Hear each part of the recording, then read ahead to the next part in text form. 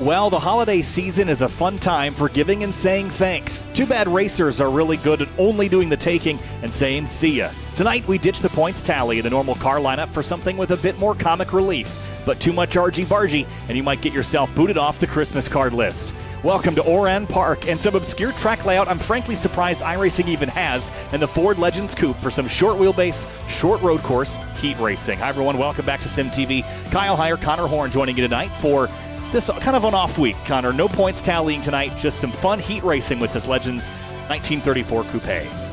Yeah, the racing is still going to be pretty fun to watch, no doubt about it. We're at the North A circuit. You said they were surprised this circuit was even on iRacing. Finian DeCuna, who makes the cameras you'll see for tonight, he was surprised it had AI. Yes, this track has AI, which is absolutely shocking. You can see part of the track at the very bottom of the screen. You're not going to see any at the top of the screen being used tonight. All that tight action down at the bottom we're going to see as a few drivers making qualifying times. Track temps 98 degrees, probably won't make much of a difference. There's very low grip today at this track. Yeah, super low grip. This is a fun combination. It's almost like driving a go-kart with such a short wheelbase and such a short racetrack. The North A layout is basically all the darker pavement you see in the bottom left of your screen. The front straightaway is basically headed down right towards the center point of the bottom of the monitor there.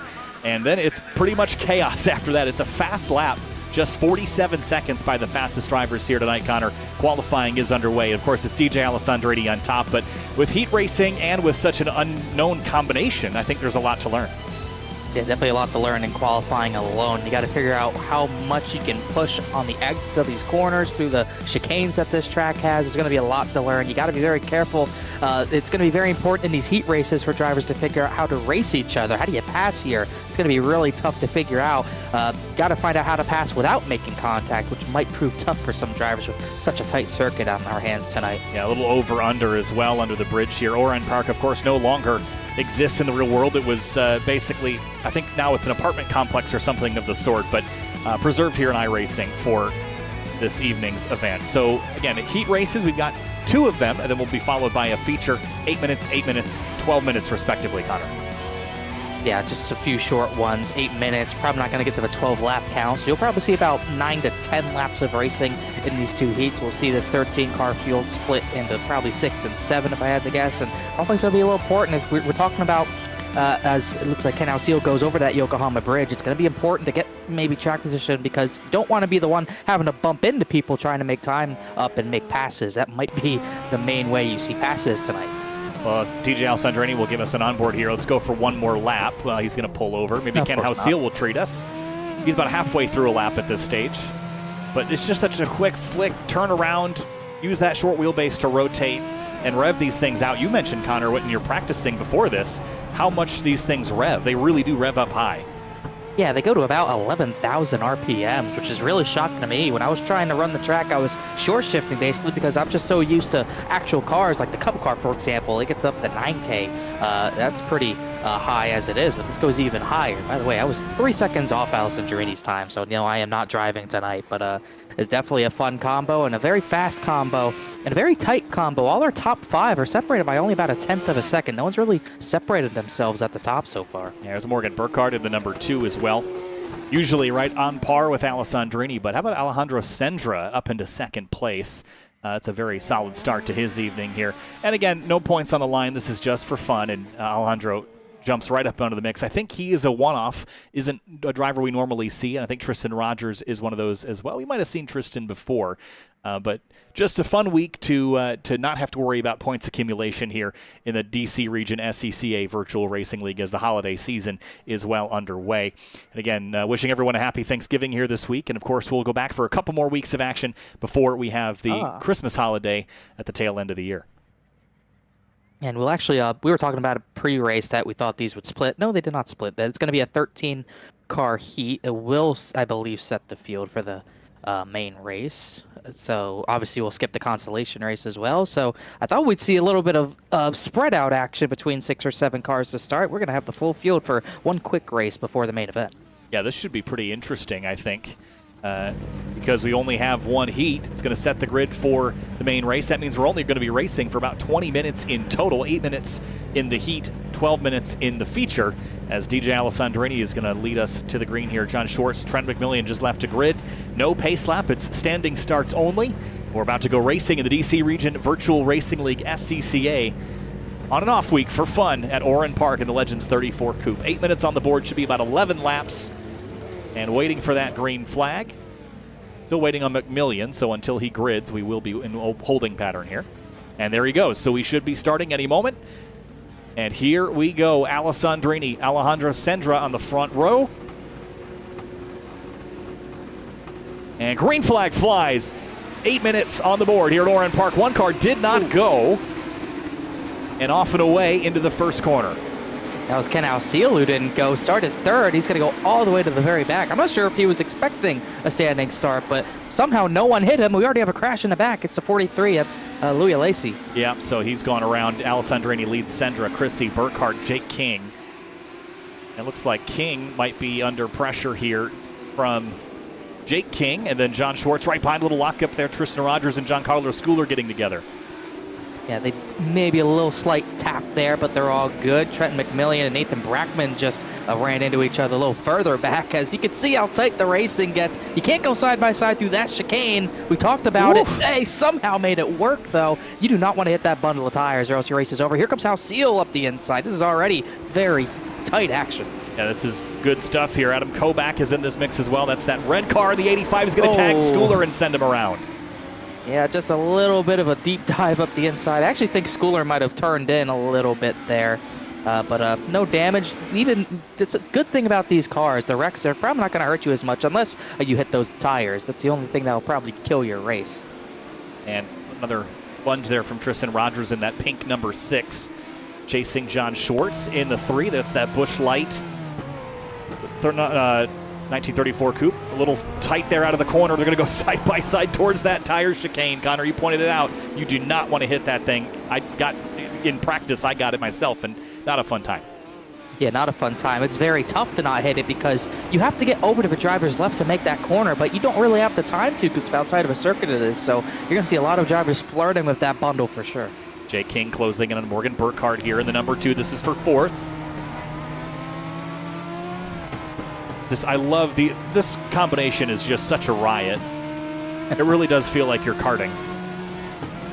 I wish you remember. Oh, wow. Big lockup. Burkhart actually made that work pretty well, actually. I remember there used to be like a scan of a go-kart. Like there was rumors they scanned a go-kart. They did. Oh, another tap. But they never released them, which I always hated. I thought it just made sense. Go-karts on iRacing, maybe a rookie series, but this is as close as you'll get to it. And like you said, it does race pretty similarly. Yeah, the reasoning for not releasing them was because they felt like they hadn't quite had their chassis tech where they needed it. And another huge component of karting is shifting your weight around, and because you can't really simulate that easily without the driver's input, it was shelved. And maybe it could come back. I think there's some other sims that have done karting pretty well. Kartcraft is one of them. And maybe down the line, but you're absolutely right. They did scan a cart, but these 1934 Coupes, big wiggle there for Jake King. This is the closest you're going to get. Burkhart locks up again. I guess Burkhart's doing that on purpose because he's making it work, but yeah, the shifting of the weight, it's just so important. As both these drivers are pushing the absolute limit right now. It's pretty fun to watch, but yeah, I almost forgot about Kartcraft. That's something I wanted to try and never got to, but yeah, definitely something wish we could get in the future. Don't want that in the future. John Schwartz goes off. Yeah, the challenge with a short wheelbase, its greatest strength is also its greatest weakness. Its nimbleness comes at the expense of stability. You see that there. If you throw the car around too much, you will loop it. And you don't really have a lot to go on. Longer wheelbase cars easier to control at the limit, especially in higher speed corners. But in low speeds, that long wheelbase is a hindrance, where here, that short wheelbase would absolutely give you more turn-in and better maneuverability overall.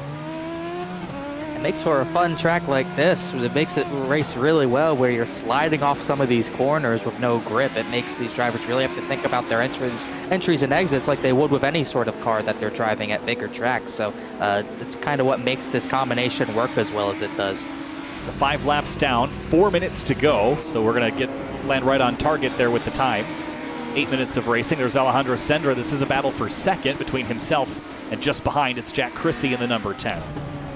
Alessandrini very consistent in the 47.4, 47.5 range. Sendra can run that fast, just not as consistent. A few sevens mixed in there, and that's what's letting Chrissy get there. Alessandrini's pulled away to a sizable lead, a good enough lead. Battle for fourth. Burkhardt and Jake King are still going at it, but Jake King just can't find a way to have a true challenge to Burkhardt yet. Just watch all the movement and motion here and how much the chassis rolls around as well. It must be such a fun car to race and do battle with. I was only in a testing environment. I didn't get a chance to really drive against anybody. Maybe I should tab up that AI and see how it goes, I suppose. Wonder what has AI here. Everything? Well, I think everything that has AI is AI, right? There's a spin here for the 85. I think you can race anything, provided that the track and car has it. The combinations you could get. I'm already brainstorming. But GT1s?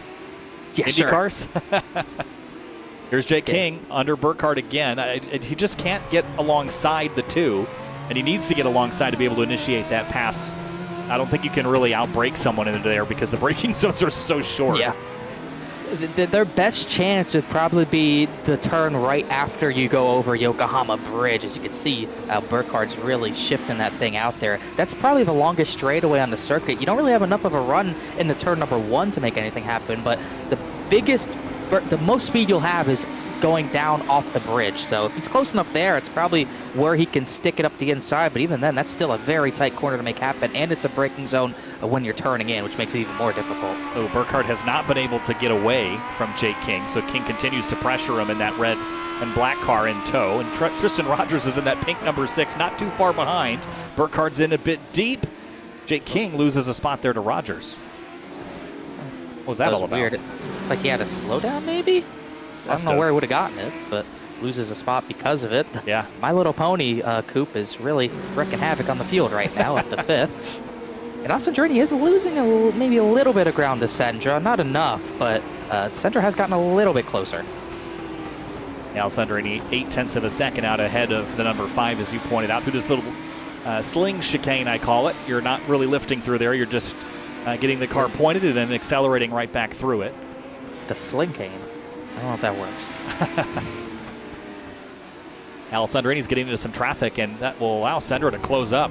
And 0.8 of a second isn't that much. It's only about 10 car lengths, and when the car is only 6 feet long, you're right on top of the driver ahead of you. Yeah, it's Trent McMillian, who's 12th out of 13. Giancarlo Schooler crashed out. He is retired. Not sure if we'll see him. He'll just get out of the way. Alessandrini smartly enough, as we should be very close to the final few laps here as all the top 3 work around. Ooh, that was pretty tight. I think it's going to be 2 to go. All the while, Jake King still working back over Tristan Rogers after losing that spot earlier. Rogers has chased down Burkhardt at the same time. Oh, this is going to get good. 3-way battle for 4th place. This is crazy. They're pushing to the absolute limit. Oh, the 6 is wide. It's going to give King a run. By the outside here, breaks later. Can he make it stick? No, he cannot. He has to tuck back in behind. Crossover, though. Not quite enough momentum off. He's going to look inside. That's a tough corner. Thought better of it. It's just so compromising to break offline. You don't have a lot of radius to begin with. You need all the radius you can get. So Jake King will lose a spot, and he's been unable to get one back. All the while, out front, white flag, DJ Alessandrini and Alejandro Sandra, 0.5 of a second between them. Yeah, Alessandrini really went wide out of the final corner. Sandra caught 0.3 the last few corners. Just not going to be close enough. You really have to be on top of someone to attempt to pass here from what I'm seeing as Alessandrini's running these corners wide. Looks like Sandra is just really backing up the corners and getting the exits down. That's what's letting him chase Alessandrini down. Also, Jack Chrissy is staying with these two as well. Yeah, if DJ makes a mistake, he's getting pounced on, that's for sure. Same with the group running for 4th place between Burkhardt, Rogers, and Jake King. And here's the checkered flag as they work their way through the last couple of corners. Sendra's going to do everything he can to get there, but he can't. DJ Alessandrini will pick up the heat victory here at Oran Park. Alejandro Sendra, Jack Chrissy, 2nd and 3rd. Here's Burkhardt, Rogers, and King, 4th, 5th, and 6th, right behind. And how Seal is actually going to get a 7th out of that. Jake King dropped back to 6th on that last lap. Schwartz, Kobach, and Lacey, Brackman will be the final finishers, but that was definitely a very action-packed race. That was really good racing, like we thought would happen. A little tough to pass when you're not having a big pace advantage over the driver that you're racing, but still very, very fun. Yeah, very briefly, let's have a look at the race results. Ignore the Porsche badge there. Didn't have the Ford in the database there. Alessandrini, Sendra, Chrissy, Burkhardt, Tristan Rogers, your top 5. Then King, Hausiel, Schwartz, Kobach, and Louis Alessi, the rest of your top 10. That's how they're going to grid for the next race. We're going to have a short warm-up period, though, before we head into the feature. What did we learn, Connor? We learned that losing a spot is easy, getting one back is very hard. Yeah, you have to be on top of your game. You do not want to lose track position if you start with it in this 12-minute feature. You have to keep what you have. It's going to be very tough to pass for drivers who are starting near the back, so you got to be very careful on where you try to pick your battles and where you try to make time up. You got to be very careful. Yeah, and this racetrack actually is super fun, even in the longer full course configuration. This is a really enjoyable track to drive, basically in anything up to a GT3. Beyond that, it gets pretty challenging, but the North A course, pretty much built just for these cars or smaller. I don't think you could get away with a whole lot more on this. Certainly not a GT4. Well, you never know until you try. And like we said, we got AI, so you never quite know. But yeah, definitely one of those tracks on iRacing. A number of tracks have these types of circuit that are just a little bit shorter, meant for the smaller cars, and just meant for usually low-class fun as far as your car class, or whatever you say, license class is the best way to put it. This is what these types of tracks are built for, and they perform pretty well. Certainly a lot of fun. 3 minutes and 50 seconds until we go, unless we advance through it, so we're not going to step away just yet. Let's have a look at the schedule and what's coming up here in the next couple of weeks, because, of course, we're going to have an off week a little bit later in the season. I think, do we finish up before the holidays? We do. So the final week is going to be another TBD, another unknown combination of things. That will be December 20th. But upcoming, Mostport, Lime Rock, and VIR. That'll finish out our Porsche Cup and Touring Car season. Of course, next week's race at Mostport is another 45-minute event, and then Lime Rock and VIR will be both 30 minutes. Now, VIR, super fun racetrack in both a touring car and a Porsche Cup car, Connor. It is one of the most challenging racetracks on planet Earth to do multi-class at. I have had a really hard time running LMP2s against GT3s or anything with a similar speed differential. And because of the high top speeds you see there, I absolutely foresee the Porsche Cups running into TCR traffic in a dramatic way. Yeah, no doubt about it. We've seen it a lot this season. We already saw it the week before at Watkins Glen, where we didn't really expect multi-class racing to be an issue, and it was really what decided the race in both classes, multi-class racing, just both classes getting together. So really any track coming up is going to be a little bit of a challenge. I think as far as the next 3 weeks go, your best bet's probably going to be VIR, but even then, that's a very tight circuit if you catch a car in the wrong spot up the S's, up the hill, before you get the Oak Tree bend. So Lime Rock's obviously going to be crazy. Mostport's always crazy no matter what. That's just a great racetrack. I wish the Truck Series would go back there in real life, but a lot of fun races coming up, no doubt. Yeah, I think so as well. Mostport's a lot of fun. And, the car combination, the Porsche Cup and Touring Car, it's been one of my favorite combinations to watch that this league has done in recent seasons. I think it's been probably one of the most frustrating to drive from a driver's perspective. Watkins Glen and Road Atlanta, those tracks were pretty disastrous from a multi-class racing perspective, at least from the drivers' opinions. They had a really hard time, just getting through it without getting involved in their crash or someone else's crash. Didn't seem like it was as big of a problem at the other tracks we went to, but Road Atlanta and the Glen particularly, those old school style tracks got us into some trouble. And I think maybe Lime Rock could be a similar in that regard, and VIR certainly, as I mentioned, is on the list of tracks to be very, very challenging for multi-class racing. Just about a minute left until we go racing for the feature event, 12 minutes of racing. And that will finish off our kind of off week here for the DC Region SCCA Virtual Racing League. And we'll head back to your regularly scheduled programming next week. I didn't realize how much those trees moved until now. It's windy. Let's have a look at the weather again. I finally fixed that humidity error, by the way. 12 miles an hour. That's a pretty good clip. I don't know if those trees would move like that, though. Well, not from the trunk, but these aren't the speed trees. These are original iRacing tree models from 2007. It's true. Did you see the when they did their coming up, whatever their next season highlights, whatever they said, where they were like testing trees, and there was like the photo just of in the tree gravel right next to a tracks. track. Yeah. Now those are track limits. I'm just really surprised that no one mentioned that.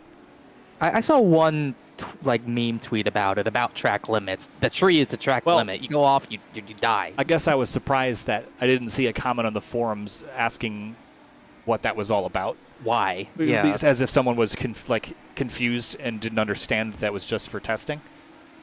But I don't know. That's like what Hockenheim would have been back in the day, with trees lining the track. Like any old track that Formula One probably raced. I'm just very, very excited for rain, and I do believe that we are getting it. It has not been confirmed. But we've seen enough now that I don't think iRacing is going to delay us too much longer. It will be limited to the cars, but not to the tracks. It will be available on all road courses. So that's very exciting stuff. All right, heading down to the grid now for our second and final race. This is our 12-minute feature, gridded by our results from the first race. So that will put Alessandrini on pole. Alejandro Sandra found his groove there, though, Connor. Do you think he's got something for DJ in this 12-minute race? I think so. I think if that race went longer, he could have definitely had a shot at Alessandrini, and this race is going to be longer. It's going to be 12 minutes this time, so more time to reel Alessandrini in if he gets away. We might not see him get away this time, but it did look like Alessandrini fired off well on new tires, but kind of faded a little bit. There should be a good battle between those top three. Maybe Morgan Burkhardt can work his way in there as well. And here we go. We got people gridded. Alessandrini and Sendra on the front row. 16 laps is the race distance. 16 laps or 12 minutes, whatever comes first. Green flag, and Alessandrini's off and away. Sendra, contact. Oh, contact. Morgan Burkhardt. Was that Burkhardt and Chrissy, or was that Burkhardt and Rogers? Burkhardt and Rogers. And I don't know how Burkhardt saved that. That was a big shunt, but somehow I don't think either of them, I think both of them did get away with it. Old tires here, not fully up to temperature yet, so you can't push as much as you'd like to push. The 6 is under fire from, that is the 2 of Morgan Burkhardt, and King threads it down the inside, and they're together. That's a body check in racing terms, and it somehow didn't completely crash the 6, and Jake King almost got 2 for 1. Oh, the 6 wanted back at him, but got Jake King instead. Can't go too wide through here. Gonna see this happen again. They somehow keep making it work. Meanwhile, at the front, Alessandrini is not clear of Sendra quite yet. That battle's getting really fierce behind them, and so is this one. Alejandro Sendra and DJ Alessandrini nose to tail. But look at this battle into turn 1. There's the 23 of House Heel carving his way through the mix. John Schwartz, Adam Kovac had some rough. Spin the 6 at the top of the bridge. Look out, cross traffic. Somehow didn't get collected. That's a very tough transition if you hit that curb coming up the top of the hill. I think that's what spun the 6, but meanwhile, everyone else kept it straight. Ken Ausiel gets past Jake King, moves his way up into 5th place. Lock up there from Adam Kovac in the 85. Almost tagged the 3 of Schwartz, but they'll both carry on and continue. I'll tell you what, Alejandro Sendra is keeping DJ in sight. He ran him back down a couple tenths of a second at the tail end of the heat race, but he might be just a hair quicker than the leader. I wonder what Jack Chrissie's true pace is. He could very well just be watching these two race, knowing these two will race and maybe come together. You got to be careful. Sendra over the curb will lose some time there, but Chrissie's very fast as well. Adam Kovac is turned around. Let's see what happened here. He's in pit road. I don't think he meant to go down there. Cracks out, throttles up, and then right through what would be pit boxes, so we're glad there's no one there today. Virtual pit crews lives flash before their eyes, if these Legends cars have pit crews. That'd be funny. Like 2 men pit crews, probably. Yeah, that'd be hilarious, actually. But carving their way through the bus stop area, Sendra keeping DJ honest, but slipping just slightly. Half a second back between those two. Then it's another second back to find Jack Chrissy. Then Morgan Burkhardt has shed the weight of Jake King and Tristan Rogers, both of whom he was battling in the heat race earlier tonight, but he's now up to 4th looking for a podium. Nathan Brackman and McMillian side by side into turn 1. McMillian, I think, gave a little bit of a shot to Brackman in the final corner. He'll get by the 11 before they go over the hill, and probably won't be any challenge back. Big send. That's Tristan Rogers who lost all that time trying to get back into the fight. And that was one way to do it, all on the brakes. And as I mentioned before, it's pretty hard to make up time on the brakes in these cars, but he is sailing it down the inside too late. And the 11 and 13, I think, got together separately from the 6. I think that was the 6 into the 13. But from high above, maybe we'll get a different perspective of it here, top down. Oh, he did yeah. get the 13, yeah. I thought the 11 had clipped him with the right front, but replay says otherwise. Now there's the 11 tagging the 6. Yeah, McMillian just had nothing he could do there. But yeah, very rough between the middle portion of this field. Great action, but a little bit too argy-bargy as 11 over the curb. Seen a few drivers already struggle when they hit that curb. Big lockup. Rogers is almost wide. Almost into the gravel, but he keeps it on course. And he just cannot dispatch completely the 11 until he makes a mistake. Brackman behind Alessi. Oh, that is horrifying. Can't Alessi. That's Lightning McQueen, if you couldn't tell. You could see the smile through like the grill. That's terrifying. Got to get a better close-up of that. That is awful. Gosh. I hate it. Up the Love road. it, but I hate it. Ken House-Seal, Morgan Burkhardt. This is a battle for 4th. And House-Seal, remember, he got looped around in the first race. He is running down the 2 car now for 4th. He was very fast. He wasn't the fastest, Alessandrini was, but House-Seal is definitely up there as far as some of the fastest. Can probably fight for a top 3. Christie's kind of lost touch with the top 2 and falling back to these 2 battling. Look at how much he gained on the braking there. Just really impressive. Last time by, he ran a 47.228, which was his fastest lap, 2.66, which is only 400ths off of his fastest lap. And all of which are slower than Alessandrini. Alessandrini's best lap is a 46.7, which is lightning quick. But he hasn't put a huge gap on Alejandro Sendra as there's dramas in the back. Trent McMillian's gone around for a loop. Yeah, once again, I think that was all on his own, hopping that curb the wrong way. Get a better look at it here. Yeah. Too much curb, did a double hop. I don't remember if these things are stick. I would assume that they're a stick axle car, so jumping curbing could be pretty upsetting versus an independent rear. But I don't know a whole lot about these, to be totally honest. Look at this. House-Seal dodging tire bundles and dodging Morgan Burkhardt through the last corner. About halfway through this race, but 6 minutes to go. Took a look, showing Burkhardt he's there. I'm waiting for someone to have to bail out and go left of that bundle. Big pop for Burkhardt that time. Really going to ruin his run. House-Seal's trying to find a lane, doesn't have one.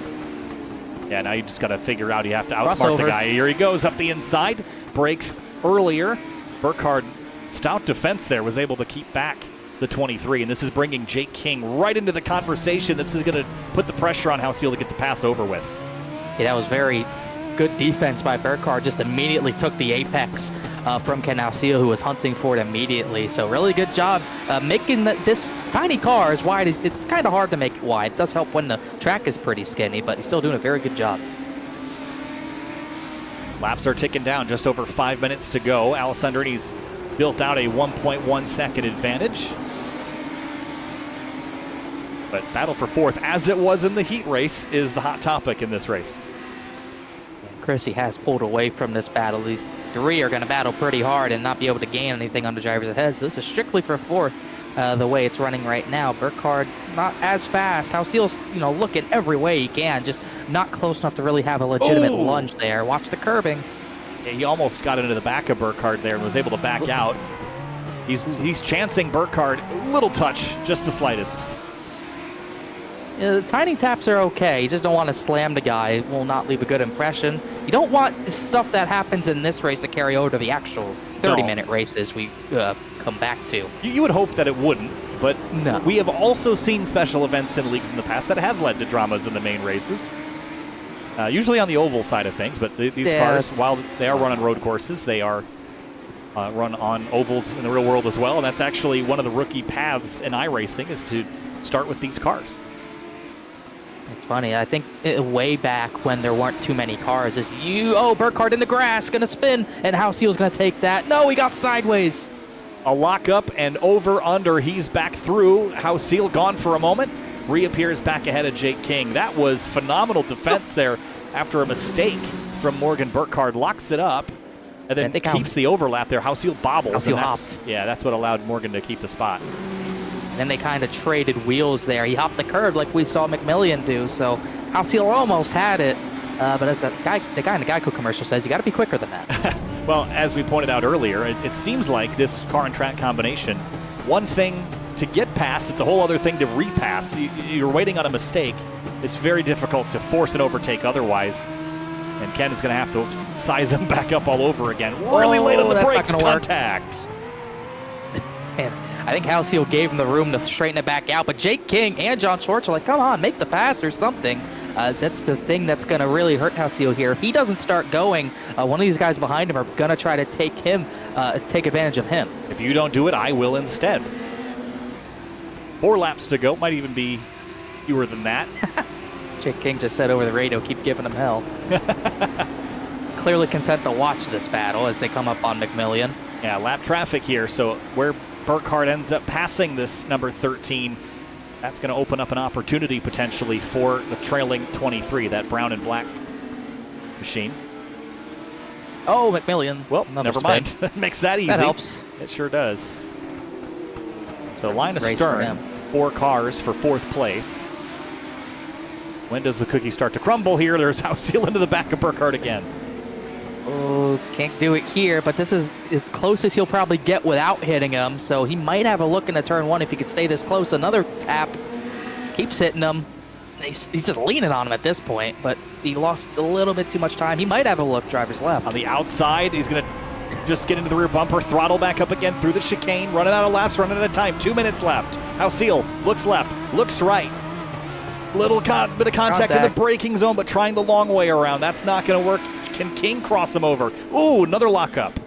Here comes King. Oh, he's going to hop the curb, though. That might open the door for John Schwartz to have a run at him. This is amazing stuff. This is rowdy, as we expected it to be. John Schwartz has all of it out the windshield. This is good stuff. Meanwhile, the battle for the lead, there is not one. Still about 1.3 second advantage. Top 3 are clear. No battles there, but this is just incredible. Just slinging through that chicane. It's like V8 supercar. Oh, Halcyon hits pit lane. Is that an incident penalty, perhaps? That must be. That means that Burkhardt must be close, because I think some of those contacts were from issues that they had together. Exactly sure what happened to that Schwartz. No, he just missed that turn. He just went. He took the straightway actually for some reason instead of the chicane, but ends that great battle with Halcyon for 4th, but it doesn't mean it's quite over just yet. Jake King's very fast as well. Yeah, for now it reduces that battle down to just some embers here as Alessandrini comes on through. It's going to be close, but no, it'll be 2 laps to go this time. 1 minute left. And 2 seconds clear of Alejandro Sendra. Here's Burkhardt and King, 7/10 between them, between the 2 and the 111. You know what's funny?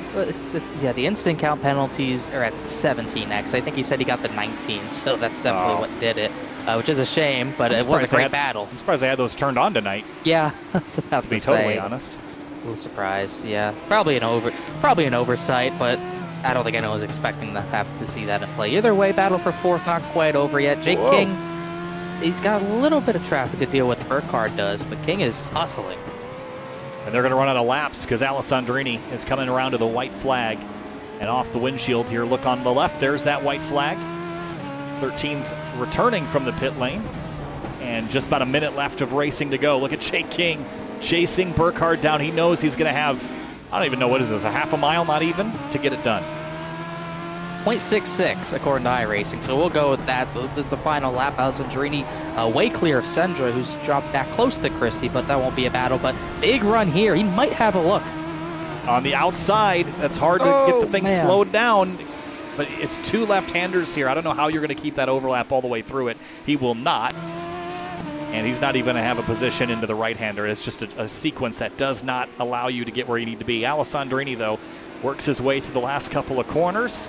And just as he did in the heat race, he will pick up the feature win here, the DC Region SCCA Virtual Racing League. DJ Alessandrini wins at Oran Park. The battle for 4th is still on. It is not over till it's over. King and Burkhardt for 4th.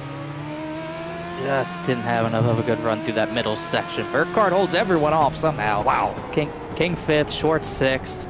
7th place, I think, goes Tristan Rogers, who recovered pretty nicely after his spin. I'll say. What a race. Where does DJ go? He's over on the main course. Well, you can't do that. Well, Maybe he would have rather raced this. I almost would have as well, just because I like that layout. But it would be a pack race. Let's have a look at the results again. Ignore that Porsche logo because I did not load in the Legends logo for this. Alessandrini, Sendra, Chrissy, Burkhardt, King, your top 5. Some good battles within that top 5, though, Connor, throughout the evening. We were expecting comic relief. What we got is some actually legitimately good racing. Yeah, that was incredible racing, and first time in a few weeks, DJ Alessandrini has not had a bout with Elaine Huang, because he's not here. So we'll see if that subsides into the actual race weekend. But yeah, great battle. Sendra just thought we'd have the pace long run, just did not have anything for DJ in the main event. Chrissy solid third, Burkhardt, King, Halcyon, great battles between all those guys, and it was a good comeback from Tristan Rogers to get back to at least 7. Yeah, nicely done there. Louis Alessi down the rest of the order there. Morgan Burkhardt has joined us, so why not? Let's chat with him. Morgan, you spent most of the race looking out your rear view mirror. Take us through this. We're expecting a little bit of comic relief, but what we got is some actually decent racing.